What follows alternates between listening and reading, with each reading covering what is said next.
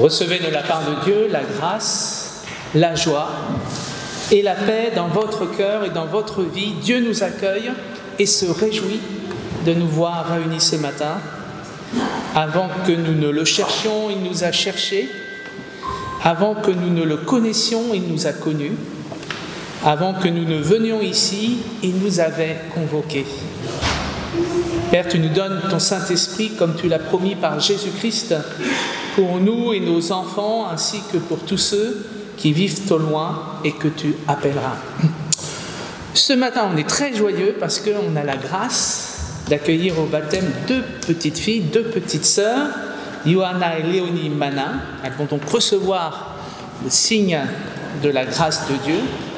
Nous réjouissons donc de leur présence, de la présence de leurs parents et de leurs parrains et marraines. Soyez vraiment les bienvenus dans ce temple. Vous êtes chez vous, on est là pour partager un temps d'amitié, de fraternité et de grâce, je l'espère, ensemble. Et parce qu'on est joyeux, on va chanter. Je vous propose que nous nous levions pour chanter. Je vais prendre la guitare. Prosternez-vous devant votre roi. Prosternez-vous devant votre roi. Adorez-le de tout votre cœur. Faites-le monter vers le Dieu vivant. Un chant de gloire pour Christ le roi des rois. Les dernières fois. Prosternez-vous devant votre roi. Adorez-le de tout votre cœur. Faites-le monter vers le Dieu vivant. Un chant de gloire pour lui le roi des rois. Je vous invite à rester debout pour prier.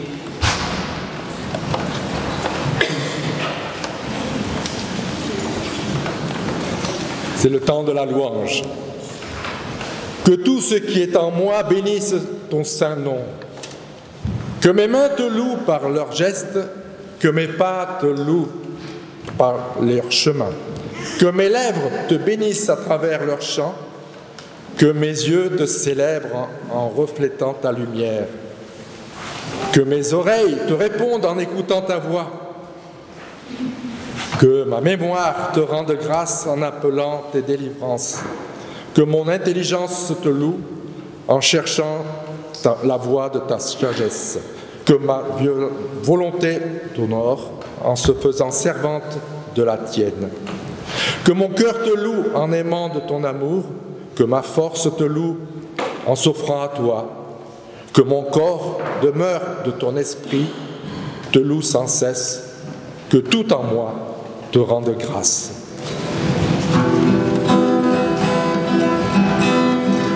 Vous bondirez de joie, marcherez en paix, montagnes et collines éclatées de joie, et la nature entière, et tous les arbres des champs battront des mains, et tous les arbres des champs battront des mains, les arbres des champs battront des mains, les arbres des champs battront des mains, quand Dieu vous conduira. On reprend une fois. Vous bondirez de joie, vous marcherez en paix, montagnes et collines éclatées de joie, que la nature entière et tous les arbres des champs battront des mains, et tous les arbres des champs battront des mains, les arbres des champs battront des mains,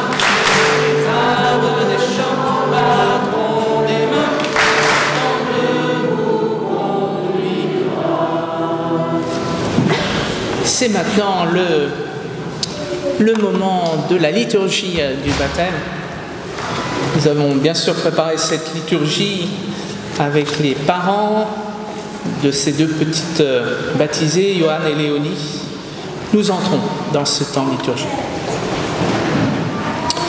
À la demande de ses parents, parrain et marraine, Léonie et Johan, Manin, vont être accueillis par le baptême dans l'alliance que Dieu a conclue avec les femmes et les hommes de ce monde. Un jour, on présentait à Jésus des enfants pour les lui faire toucher, mais les disciples les écartaient vivement. En voyant cela, Jésus se fâcha et dit « Laissez les enfants venir à moi, ne les empêchez pas, car le royaume de Dieu est à eux et à ceux qui leur ressemblent. En vérité, je vous le dis, celui qui n'accueille pas le royaume de Dieu à la manière d'un enfant n'y entre pas. » Il les embrassait et les bénissait en leur imposant les mains. Léonie et Johan vont être baptisés au nom du Père qui leur a donné le souffle de la vie et qui renouvelle en elles chaque jour son amour. Elles vont être baptisées au nom du Fils. La vie et la parole de Jésus-Christ les appellent à son service. Elles vont être baptisées au nom du Saint-Esprit qui fera naître en elles, nous l'espérons tous, la foi, l'espérance et l'amour. Chaque jour, le baptême que nous avons la joie de recevoir nous rappelle que notre vie ne dépend pas que de nous-mêmes, mais que Dieu y a une place et qu'ensemble, nous vivons de son amour. Nous croyons que cela est vrai pour nos enfants, que cela est vrai pour ces deux petites filles ce matin, même si elles ne le savent pas encore avec leur intelligence. Nous faisons le pari qu'elles le savent avec leur cœur, qu'elles le savent avec leur esprit. En effet, dit l'Évangile, nous aimons Dieu parce qu'il nous a aimés le premier, parce qu'il est en premier venu au-devant de nous. Eh bien, j'invite les parents, parrains et marraines de ces deux petites filles à s'avancer et bien sûr à Léonie et à Joanne.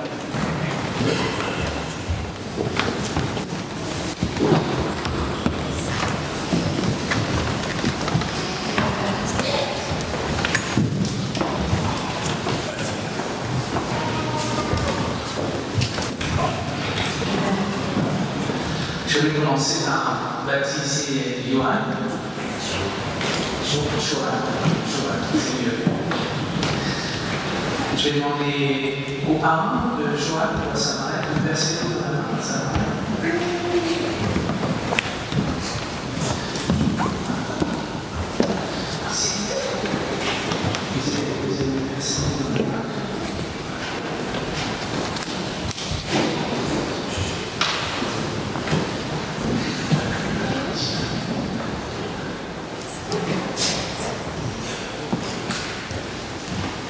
Johan, je te baptise au nom du Père, du Fils et du Saint-Esprit. Que Dieu te donne sa grâce et son amour, que tu puisses grandir dans sa paix et son espérance. Il te dit, quand les collines chancelleraient, ma bonté pour toi ne faiblira point, et mon annonce de paix ne sera pas ébranlée. Main en paix et main. J'ai des mains. Je vais demander à la marraine de Johan.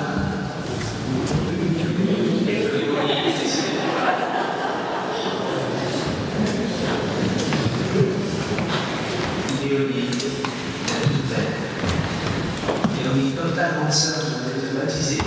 Voilà. Tu mets un peu sur la tête pour signifier l'amour de Dieu pour toi. Léonie, que Dieu te donne sa grâce et sa paix, que tu puisses grandir dans la foi, l'espérance et l'amour.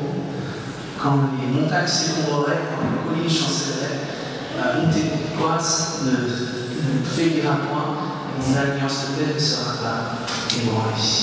Amen. On a le droit de leur essuyer la tête aussi.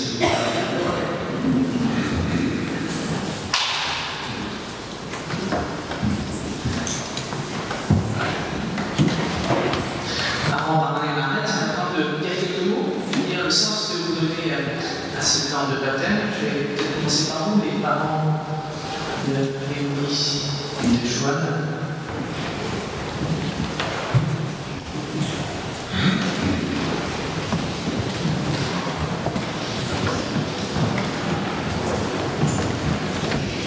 Merci Seigneur pour Joanne et Léonie. nous les as donnés et aujourd'hui nous te les confions. Apprends-nous, Seigneur, à ouvrir leurs yeux à tout ce qui est beau, leur esprit à tout ce qui est vrai, leur cœur à tout ce qui est beau. Nous demandons le baptême en joie d'Élonie, car nous voulons les faire rentrer dans la famille des chrétiens et cheminer avec elle sur la route de ton amour. Seigneur, nous te confions aujourd'hui la vie de nos filles, que leur intelligence progresse toujours dans la découverte de la vérité, que leurs mains servent à transformer le monde en bien, que leurs yeux ne se perdent jamais sur la misère des autres, que leur cœur puisse s'ouvrir à l'amour de tout leur cœur, qu'ils suscitent en nous force et courage pour être à leurs yeux des adultes qui ne reculeront jamais devant la responsabilité des parents. Nous voulons, par le baptême, leur offrir et leur donner la chance, l'honneur et l'envie de connaître Dieu, mais aussi qu'elles puissent choisir, grâce à sa volonté, le chemin de confiance, de bonheur et aussi d'amour. Nous tenons à remercier sincèrement Hervé pour sa gentillesse et sa disponibilité de nous avoir accompagnés tout au long de ce cheminement.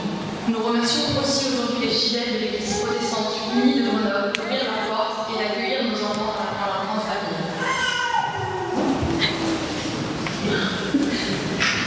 Nous remercions Chloé, Philippe, Anne-Laure et Maxime d'avoir accepté leur rôle de parrain et marraine. Élodie et moi sommes reconnaissants de la chance qu'ont Joanne et Léonie de les avoir dans leur vie. Merci à vous tous d'être venus les entourer pour leur baptême. Merci de partager avec nous ce moment important dans leur vie de chrétienne. Je donne la parole aux parrains et marraines maintenant.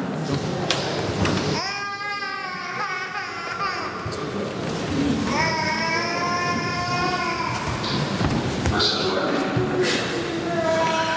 j'ai choisi pour toi une prière qui est compliquée pour les temps, dont on pourra parler au long de années. Ta parole est comme l'eau, rafraîchis-nous aux source, plonge-nous dans ton courant, entraîne-nous vers sa mer. Ta parole est comme le feu, qu'elle nous éclaire sans nous éblouir, qu'elle nous réchauffe sans nous brûler, qu'elle nous embrase sans nous dévorer. Ta parole est comme le ciel, élargis-nous en elle, pour que nous connaissions la hauteur et la profondeur de tout ce qui est. Ta parole est comme la terre, enracine-nous en elle, pour que nous éprouvions la solidité et la constance de tout ce que tu donnes, exiges et promets. Amen.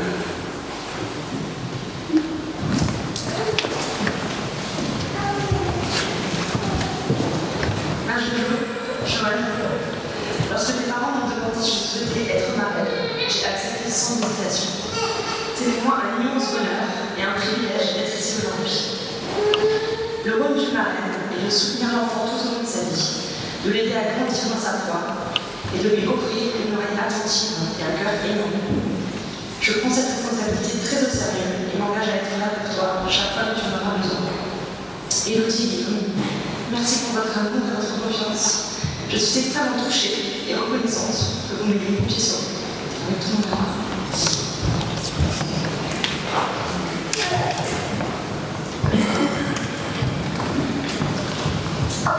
Léonie, tes yeux auront peut-être la couleur de ceux de ton papa. Ton sourire ressemblera peut-être à celui de ta maman.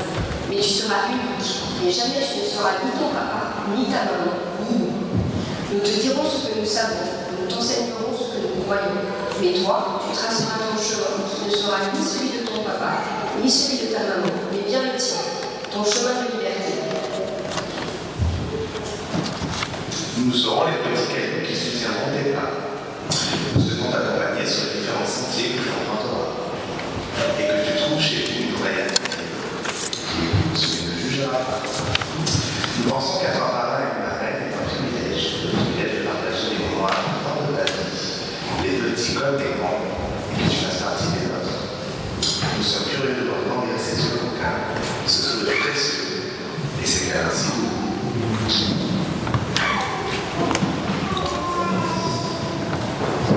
J'invite l'Assemblée à se lever pour manifester que vous tous, vous êtes témoins de ces deux baptêmes.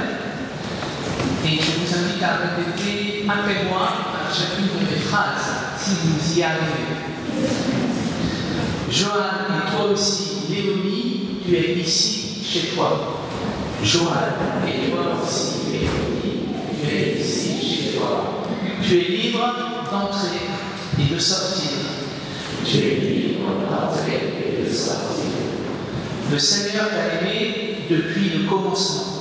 Le Seigneur t'a aimé depuis le commencement. Nous en sommes les témoins. Tu peux compter sur nous. Nous en sommes les témoins. Tu peux compter sur nous. Si vous pouvez vous rasseoir.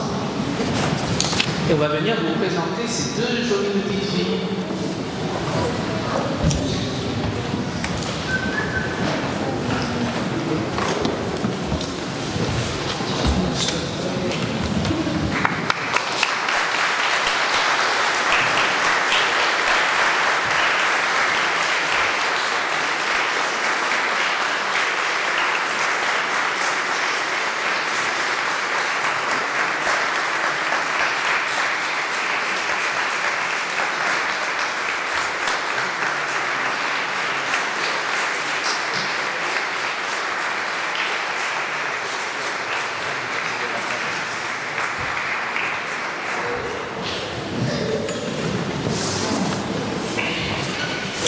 Je vous invite à la prière.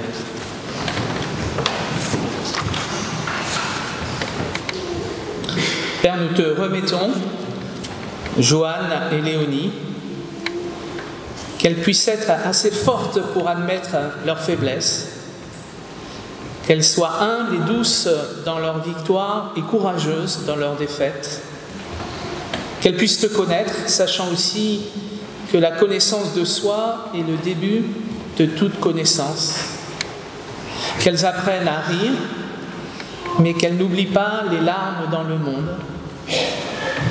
qu'elles se souviennent toujours de la vraie grandeur qui réside dans la simplicité, qu'elles se souviennent qu'un esprit ouvert est le fondement de toute sagesse et que la douceur est la base de toute force véritable. Oui, Père, qu'elles grandissent et participent à la construction d'un monde sans contrainte, où la pensée sera libre, un monde qui ne sera pas fragmenté par les murs des rivalités étroites, un monde où les femmes et les hommes seront guidés par toi dans leurs pensées et dans leurs actions, un monde dans lequel tous les enfants seront heureux.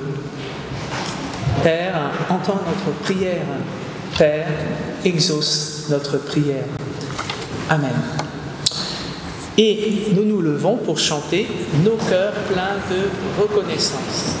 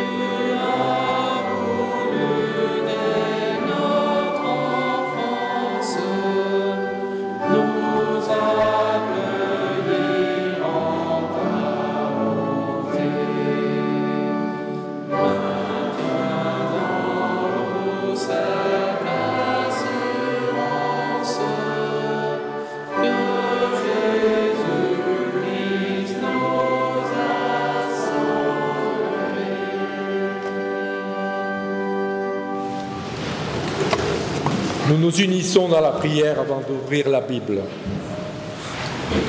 Nous prions Dieu avant de lire les Écritures afin qu'elles deviennent pour nous paroles de vie. Père, nous pouvons t'appeler ainsi parce que tu nous as parlé, parce que des croyants nous ont transmis leurs expériences et leurs témoignages. Parfois, tu nous parais lointain, silencieux, Mais nous avons entendu parler de toi et nous savons que nous sommes importants pour toi. Nous te remercions d'avoir comblé toi-même la distance qui nous sépare de toi en nous donnant Jésus-Christ. Tu nous l'as dit dans ce livre que nous appelons la Bible. Tu nous invites à redécouvrir le trésor que tu as mis pour chacun de nous. Fais-nous maintenant cette grâce. Amen. Et nous lirons dans l'évangile de Marc, au chapitre 4.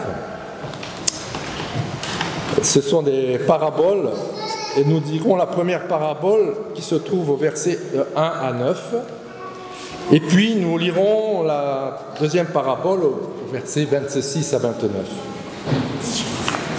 C'est la parabole du semeur. Jésus se mit de nouveau à enseigner au bord du lac de Galilée. Une grande foule s'assembla autour de lui, qu'il monta dans une barque et s'y assit. La barque était sur le lac et la foule était à terre, près de l'eau.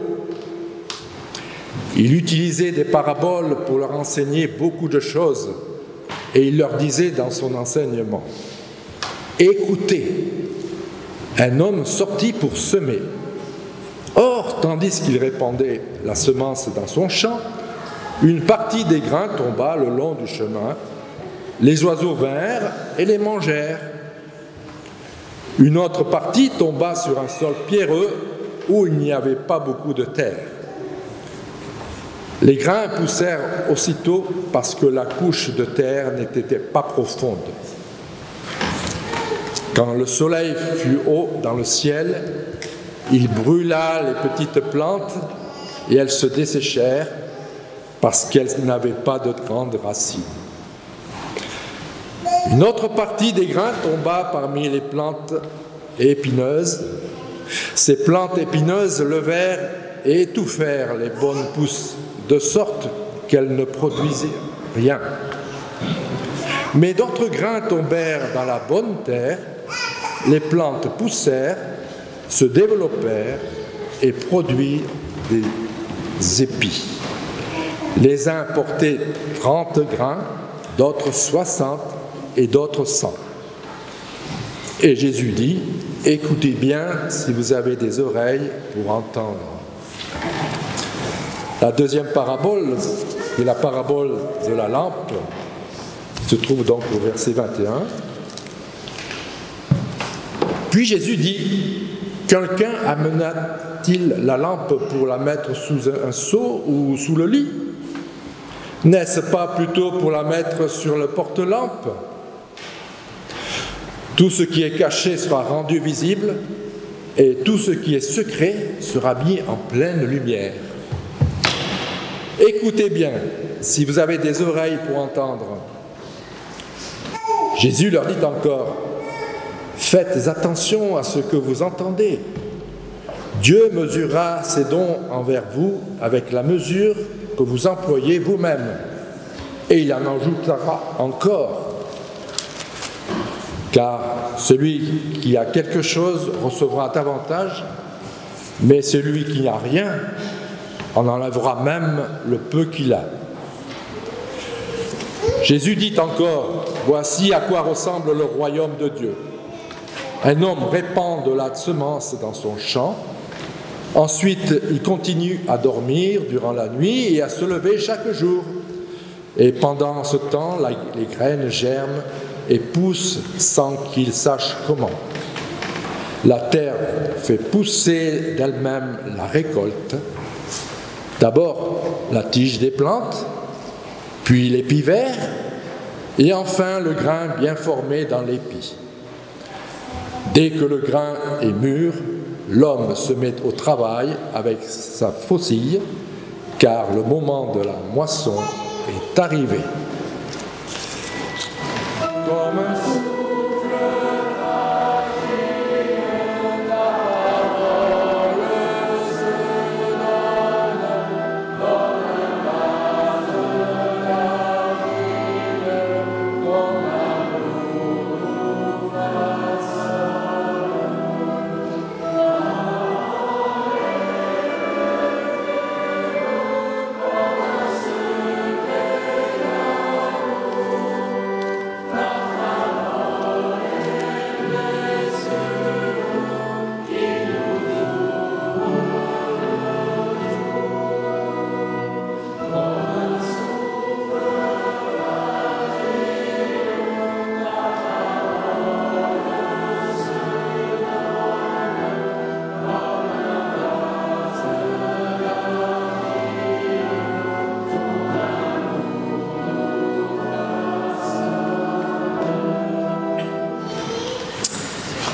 Seigneur, ta parole est la vérité.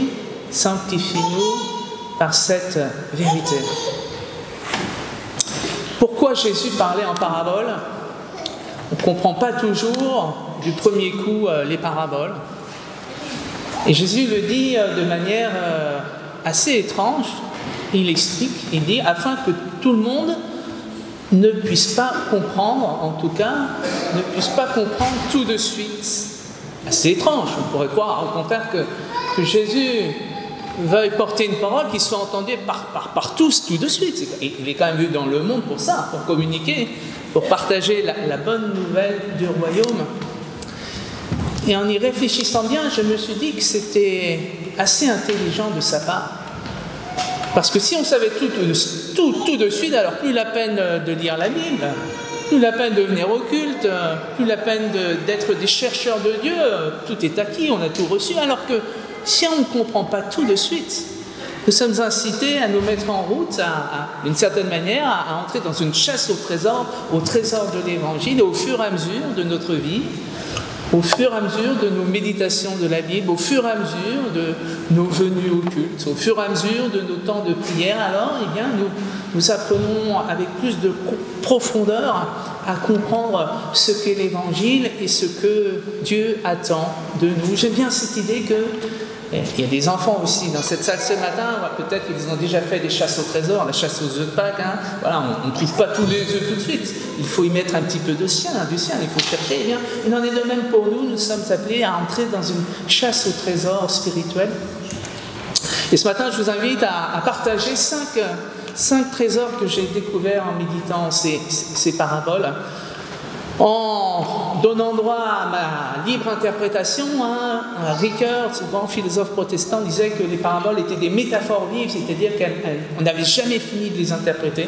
Donc je vous propose ce matin mon interprétation de ce dimanche 14 mai, qui est celle de ce matin. Donc cinq trésors à découvrir. Le premier trésor que j'ai entendu, c'est que ce qui est semé dans le monde, ce sont nous. Ce sont des êtres humains, ce sont des hommes, des femmes et ce sont des enfants. Les deux petites filles qui ont été baptisées ce matin, Joanne, j'ai bien prononcé, et Léonie, ont été semées dans ce monde. Grâce à leurs parents, bien sûr, mais je le crois aussi grâce à Dieu qui, de toute éternité, savait qu'elles allaient vivre dans ce monde, semées dans ce monde, appelées à croître en amour, en grâce, en joie, en paix. Et nous... leurs parents, je dis nous à votre place, et nous qui sommes chargés de les accompagner, nous sommes appelés, comme Jean-Baptiste l'a dit à propos de Jésus, il faut que je diminue afin que lui croisse, afin que lui grandisse. Nous sommes appelés en tant que responsables des enfants qui nous sont confiés, à savoir leur donner de la place, à les laisser grandir. Évidemment, en les accompagnant et en les entourant, mais nous sommes appelés à les laisser grandir et croître. Nous sommes, et les enfants de manière toute particulière, semés dans le monde pour grandir, pour croître, pour porter du fruit. Deuxième trésor dans cette chasse au trésor. Pour que des graines soient semées, c'est une évidence, il faut des semeurs. Pas de graines semées sans semeur. Évidemment, le livre de la Genèse nous dit que le grand semeur, le premier grand semeur, c'est Dieu, lui qui a créé le ciel et la terre. Tout vient de lui et tout va à lui. Et il a envoyé dans ce monde Jésus-Christ, le semeur par excellence d'évangile, qui a semé l'évangile à tous ceux, auprès de tous ceux qu'il a rencontrés. Mais non seulement il a semé l'évangile, et je rejoins le point numéro 1, il a semé aussi des disciples qui, à leur tour, ont été des semeurs d'évangile. Et si Jésus l'a été, je le crois, nous le sommes aussi appelés à l'être. Nous sommes semés dans le monde afin, à notre tour, d'être semeurs d'enfants, semeurs de disciples, semeurs de joie, chacun avec notre personnalité, chacun parce que nous sommes une graine particulière, d'une semence particulière qui va produire un fruit particulier. Mais nous sommes, vous l'entendez bien, paradoxe, à la fois graines semées dans le monde et appelées à semer. troisième trésor que je partage avec vous, et là la parabole est très claire là-dessus, notamment la première parabole que Bertrand a relue.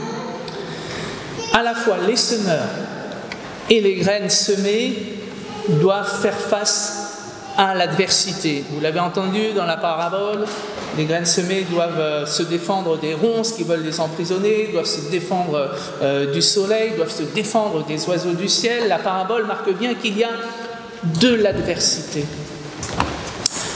Nous qui sommes semés dans le monde, nous devons faire face aussi à l'adversité. Jésus-Christ, le semeur d'évangile par excellence, a dû faire face à l'adversité.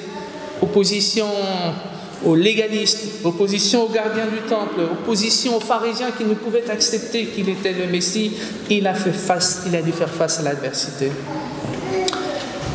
Les enfants semés dans ce monde pour grandir, comme je l'ai dit, dans la joie, la paix et l'espérance, doivent faire face eux aussi, malheureusement, à l'adversité de la maladie, l'adversité quelquefois de la mort d'un parent ou même des deux parents, l'adversité du divorce de leurs parents. Oui, l'adversité est une donnée auquel nous devons faire face. Alors, comment tenir face à cette adversité? Nous devons, tel un arbre, enfouir nos racines profondément dans le terreau de l'Évangile afin d'y puiser les nutriments nécessaires à notre vie spirituelle, afin d'y puiser aussi l'eau nécessaire. Je suis l'eau de vie, dit Jésus-Christ. Celui qui boit de cette eau n'aura plus soif. Et cela est vrai en particulier pour les enfants, et je suis persuadé de cela, c'est que quand un enfant a reçu l'Évangile quand il était jeune, eh bien, un jour ou l'autre, cet évangile peut ressurgir. C'est essentiel. Mais cela est vrai aussi pour les grands chênes. Parmi nous, il y a des grands chênes qui sont déjà forts, d'une très grande spiritualité, d'une très grande théologie, mais la sécheresse qui a eu lieu l'été dernier nous a montré que même les plus grands arbres pouvaient se dessécher. Je cite Thierry Gauquelin, professeur émérite à l'université d'Aix-Marseille, Institut méditerranéen de biodiversité et d'écologie. Je le cite. « Même un arbre, dans sa toute-puissance, peut se dessécher, être victime du manque de pluie. Chez les arbres, la sève monte du sol aux feuilles par des vaisseaux, mais avec la sécheresse combinée à la chaleur, l'eau qui vient nourrir la partie supérieure de l'arbre peut s'évaporer et laisser place à des poches de gaz. Cela peut bloquer l'eau qui s'achemine et entraîner la même chose qu'une embolie pulmonaire. Les arbres peuvent mourir d'embolie pulmonaire par manque d'eau et à cause de la sécheresse. En paraphrasant, je peux dire que même les plus avancés dans la foi parmi nous peuvent mourir d'embolie spirituelle par manque de fréquentation de la Bible ou du culte et de la prière. Quatrième trésor que j'ai entendu dans ces paraboles, c'est que la finalité des graines est bien de porter du fruit. Certaines 30, certaines 80, certaines 100, mais donc les graines sont semées pour porter du fruit. Nous sommes appelés, nous aussi, à porter du fruit là où nous sommes semés. Certes, quelquefois le terreau n'est pas bon, ça peut arriver. Le semeur est bon, la graine est bonne. Le terreau n'est pas bon et ça ne pousse pas. Bon, ça peut arriver, mais l'échec peut arriver, et l'échec est posé dans la parabole. Mais si, et je parle aussi bien sûr pour moi, mais si nous ne traversons que des échecs, si nous ne portons aucun fruit, il ne s'agit pas d'être prétentieux, de dire « Oh là là, qu'est-ce que je porte comme fruit ?» mais lucidement de se dire « Je porte quand même un petit peu de fruit, mais si nous ne portons aucun fruit, alors là, ça vaut le coup de se poser la question, comment cela est-il possible? Est-ce que c'est parce que je n'ai pas semé au bon endroit? Est-ce que c'est parce que je n'ai pas semé la bonne semence? Est-ce que c'est parce que finalement le terrain est inapproprié? Oui, j'entends dans cette parabole que la finalité de toute semence est de porter du fruit et que nous sommes appelés chacune et chacun d'entre nous à porter du fruit, comme Léonie et Joanne sont appelés à porter du fruit. Enfin, cinquième trésor, et je le tire de la deuxième parabole qu'a lu Bertrand, où il nous est dit que quoi qu'il arrive, que nous dormions, que nous soyons en éveil, eh bien, les graines continuent d'accroître. Le royaume de Dieu continue d'accroître de manière mystérieuse. Je crois que c'est, en tout cas, je l'ai vécu ainsi dans mon ministère de pasteur, mais je pense que c'est vrai pour tous les métiers que nous pouvons faire et de tous les engagements dans lesquels nous sommes engagés en tant que bénévoles ou professionnels d'ailleurs. Quelquefois, on espérait que la graine pousse tout de suite. On a planté, on a accompagné, on a mis de l'engrais et la graine ne pousse pas. Comme le disait mon quatrième trésor, on peut se poser la question en se disant j'ai fait fausse route, je suis un échec. Mais justement, cette parabole nous dit que le temps de Dieu n'est pas notre temps. Quelquefois, il faut accepter que la graine ne pousse pas pendant 1 an, 2 ans, 3 ans. Et qu'un jour, quand le temps sera favorable, le temps de Kéros, comme le disait Tillich, eh bien que cette graine va pouvoir commencer à pousser. Et je fais le lien avec ce que j'avais dit pour les petites filles. Je crois que c'est essentiel que l'évangile soit confié aux enfants parce qu'on peut penser qu'elle ne produit pas de fruits pendant 1 an, 2 ans, 5 ans, 10 ans. Et puis un jour, à la lumière d'un événement heureux ou malheureux d'ailleurs, eh bien la parole reçue, un moment vécu dans un temps de culte, un baptême, je l'espère, va faire ressurgir une parole d'évangile qui va commencer à croître et qui va changer la vie de celui ou de celle qui l'a reçue. Une petite illustration de cela, des chercheurs en Israël ont récupéré des graines de dattiers vieilles de 2000 ans. 2000 ans. Celles-ci ont été découvertes sur des sites archéologiques.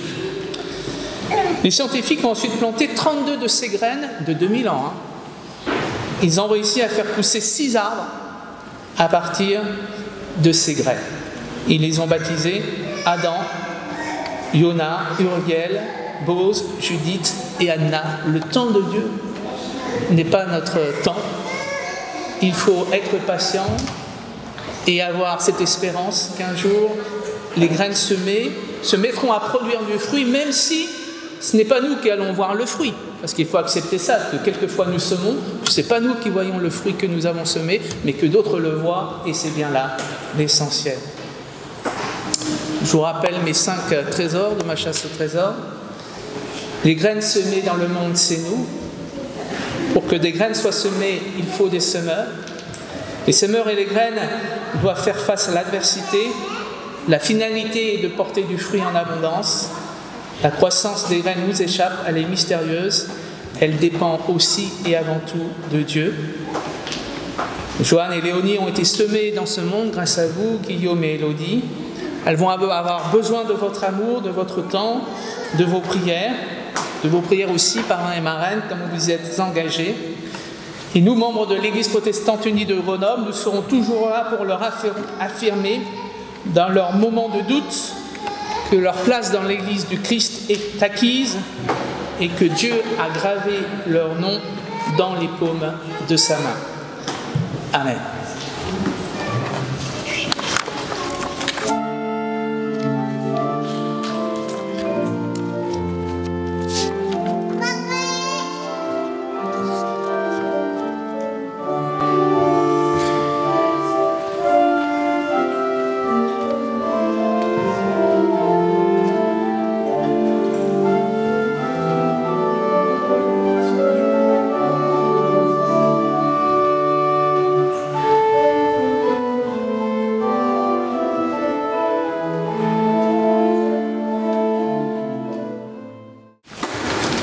Je vous invite à vous lever pour confesser notre foi.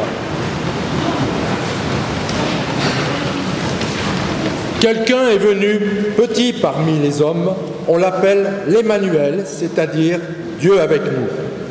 Je crois en lui. Quelqu'un a grandi parmi les siens, on l'appelle le Messie, c'est-à-dire celui que Dieu a consacré. Je crois en lui.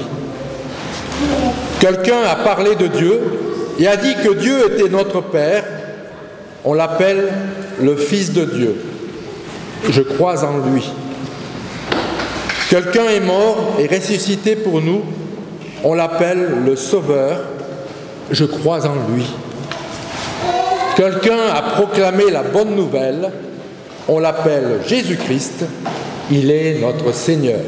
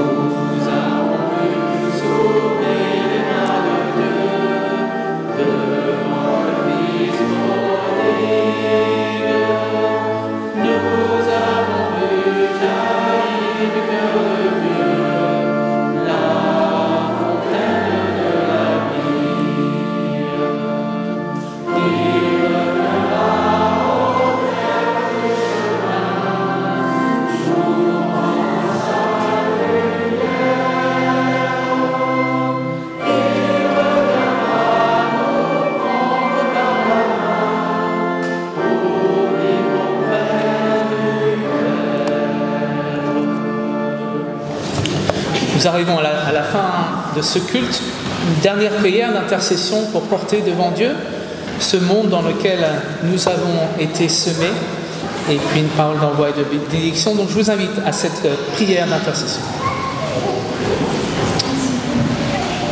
Pour le monde entier, pour tous les hommes, pour toutes les femmes, pour toutes nos sœurs, pour tous nos frères, pour tous les peuples de la terre, et pour ceux qui les gouvernent, pour la paix entre les peuples, pour notre pays et pour notre ville de Grenoble, nous te prions, Seigneur. Pour ton Église universelle, pour son unité, pour toutes les paroisses et églises locales, pour cette Église locale où nous vivons, pour celle où nous sommes engagés, pour tous les mouvements de jeunesse ou d'adultes, pour les institutions, les œuvres, les services, pour les communautés, pour tous les ministères. Nous te prions, Seigneur. Pour les nouveaux baptisés, et ce matin, pour Joanne et Léonie, pour les catéchumènes, pour ceux qui vont demander le baptême et ceux qui vont demander la confirmation de leur baptême, pour les malades et les souffrants, pour les foyers et les isolés, pour nos parents, pour nos amis, pour les jeunes et pour les plus âgés, pour les opprimés et pour les persécutés. Nous te prions, Seigneur. C'est avec confiance que nous t'adressons toutes nos prières, toi qui nous exauces bien au-delà de ce que nous demandons ou pensons par Jésus-Christ notre Seigneur. Et comme il nous a appris à le faire, nous te disons ensemble: Notre Père qui es aux cieux, que ton nom soit sanctifié, que ton règne vienne, que ta volonté soit faite sur la terre comme au ciel. Donne-nous aujourd'hui notre pain de ce jour. Pardonne-nous nos offenses, comme nous pardonnons aussi à ceux qui nous ont offensés. Et ne nous laisse pas entrer en tentation, mais délivre-nous du mal, car c'est à toi qu'appartiennent le règne, la puissance et la gloire pour les siècles et les siècles. Amen. Je vous invite à vous lever pour recevoir les paroles d'envoi et de bénédiction. prenez le temps de jouer, c'est le secret d'un cœur d'enfant. Prenez le temps de rire, c'est une gorgée d'eau fraîche. Prenez le temps de donner, c'est du pain pour l'affamé. Prenez le temps d'aimer et d'être aimé, c'est une grâce de Dieu. Prenez le temps de prier, c'est votre force sur la terre. Que le Père vivifie en vous la grâce de votre baptême, que le Christ ressuscité accompagne chacune de vos vies, que l'Esprit vous fasse participer dès maintenant au monde nouveau. Allez avec la force qui vous est donnée. Et nous chantons ensemble le dernier chant. Confie à Dieu ta route.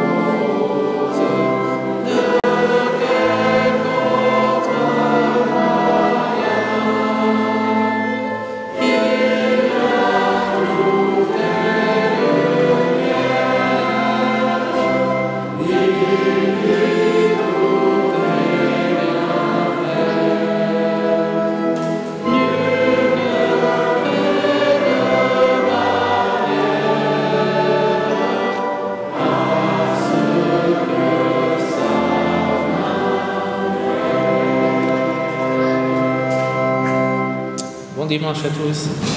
Allez,